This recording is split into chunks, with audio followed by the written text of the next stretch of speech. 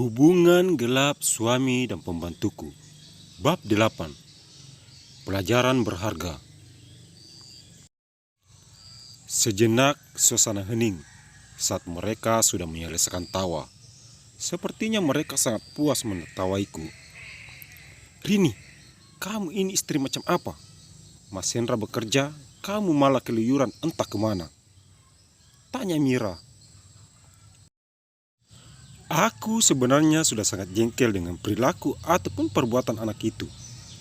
Dia tidak henti-hentinya mengurus kehidupanku sejak aku menikah dengan Mas Hendra. "Mira, kenapa kamu selalu turut campur dengan urusanku? Aku mau kemana, itu sama sekali tidak ada sangkut pautnya denganmu. Ada baiknya kamu diam dan urus sendiri urusanmu. Kalau menyangkut dengan Mas Hendra, itu adalah urusanku. Paham? Memang kamu itu siapa? Sehingga terlalu peduli dengan urusan rumah tanggaku dengan Mas Hendra. Apa kamu sudah lupa? Aku ini siapa? Aku ini adik kesayangan Mas Hendra." Mira sedikit menyunggingkan bibirnya padaku. "Adik? Oh iya, kamu adalah adik angkat Mas Hendra. Maaf kalau aku sampai lupa." Seketika wajah Mira berubah merah merona. "Rini, jaga bicaramu," bentak Bu Teti berdiri dari tempat duduknya. "Memang ada yang salah dengan ucapanku? Tolong tunjukkan di mana letak kesalahannya, biar aku memperbaiki." Aku benar-benar puas membuat wajah Mira merah, bukan karena jatuh cinta, tapi lebih tepatnya merah karena malu. "Kamu benar-benar menantu yang tidak punya tata krama. Aku heran sama Hendra. Kok bisa-bisanya dia masih mempertahankan istri sepertimu?" Aku malah lebih heran lagi melihat orang-orang seperti kalian ini. Bukannya mengurus kehidupan rumah tangga sendiri, malah sibuk mengurus rumah tangga orang lain. "Rini," Ibu Teti mengangkat tangannya ke udara. Belum juga tangan itu mendarat di pipiku, aku segera menangkapnya. "Ingat, aku bukan Rini yang dulu, yang dengan mudah kalian perlakukan sesuka hati. Seinci saja dari tubuhku kalian sentuh, jangan harap aku akan diam saja. Akan kukembalikan 2 kali lipat dari itu." Kuhempaskan tangan Bu Teti, hingga perempuan parubaya itu sedikit meringis. "Au!" Serli, Mira, Wati dan Dewi segera berdiri mendekati Bu Teti. "Apa ibu baik-baik saja?" tanya mereka serentak. "Ibu baik-baik saja," balas Bu Teti sembari memegangi pergelangan tangannya. Aku tahu ucapannya berbanding terbalik dengan apa yang dia rasakan. "Rini, kamu benar-benar sudah keterlaluan.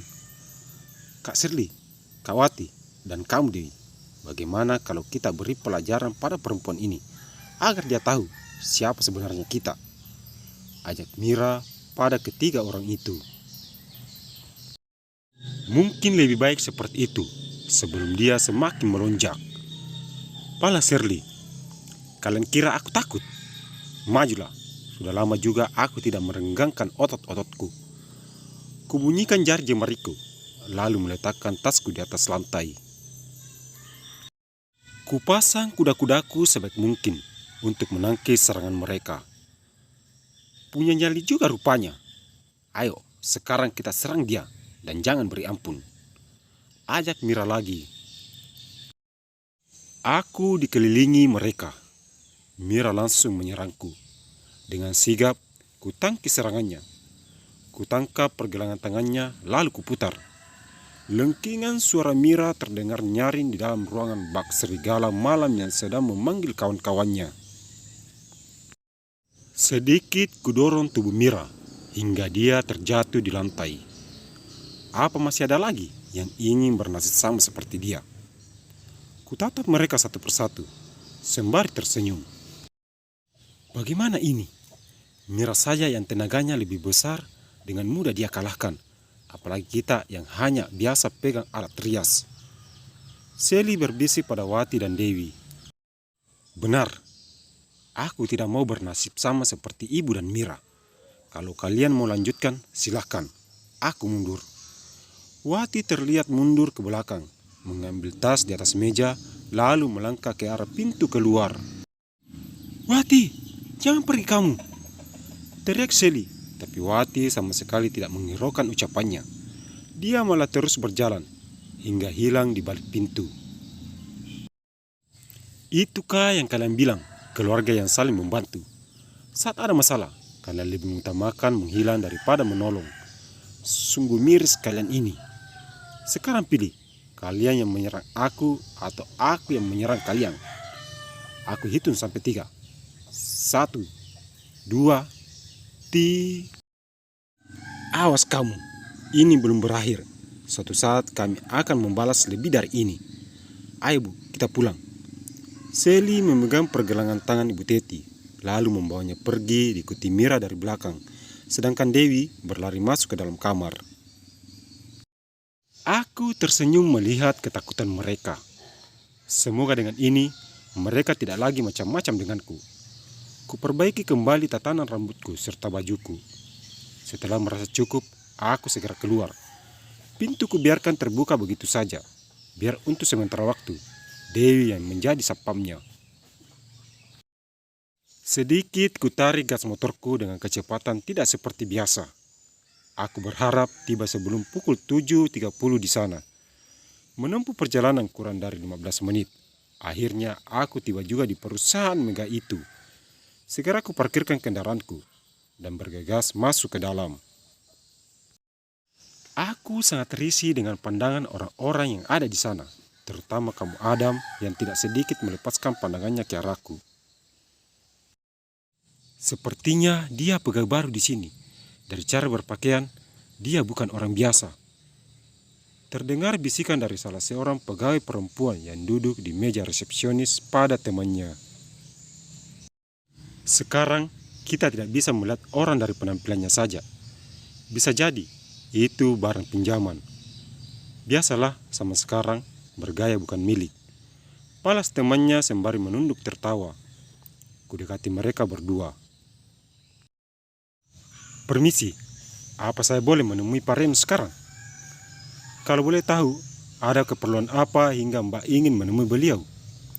Jawab salah seorang dari mereka. Tolong katakan padanya, kalau utusan dari toko R, H, dan G sudah datang. Oh, hanya utusan. Tolong Mbak sabar menunggu, karena biasanya Pak Reno jarang sekali membuang waktunya untuk tamu yang kurang penting. Diangkatnya genggam telepon yang ada di depannya, lalu mulai menekan satu persatu angka yang ada di sana. Aku hanya tersenyum mendengarkan ucapan perempuan itu. Terkadang orang akan baru menganggap kita di saat kita memiliki jabatan tinggi. Halo, maaf sebelumnya jika saya mengganggu sedikit kerjaan Bapak. Begini Pak, seorang utusan dari toko R dan HG datang. Apa saya suruh dia menunggu di ruang tunggu setelah semua pekerjaan Bapak selesai? Kenapa baru bilang? Beliau itu tamu penting bagi perusahaan. Cepat antar dia kemari sebelum proyek kerja sama mereka batalkan. Terdengar bentakan Pak Reno hingga membuat perempuan itu sedikit menjauhkan gagang telepon dari daun telinganya. Baik Pak, saya akan segera mengantar beliau ke ruangan Bapak. Dengan tubuh sedikit bergetar, karyawan itu menutup sambungan teleponnya. Maaf sebelumnya Bu, kami benar-benar tidak tahu kalau Anda adalah tamu penting Pak Reno. Mari, biar saya antar. Tidak usah repot-repot mengantarku. Aku bisa sendiri ke ruangan bos kalian itu. Satu hal yang harus kalian ingat dengan kejadian ini. Tidak semua orang yang kalian lihat itu biasa, pasti biasa-biasa saja. Begitupun sebaliknya, orang yang kalian lihat luar biasa, belum tentu sesuai kenyataan. Jangan hanya memandang kulit, karena kalian akan tertipu dengan bijinya. Kutinggalkan mereka berdua, yang hanya bisa menunduk dan diam mendengarkan setiap ucapanku. Aku terus melangkah dengan perasaan lega, karena bisa memberi pelajaran berharga bagi orang-orang yang selalu memandang orang dari sisi luarnya saja.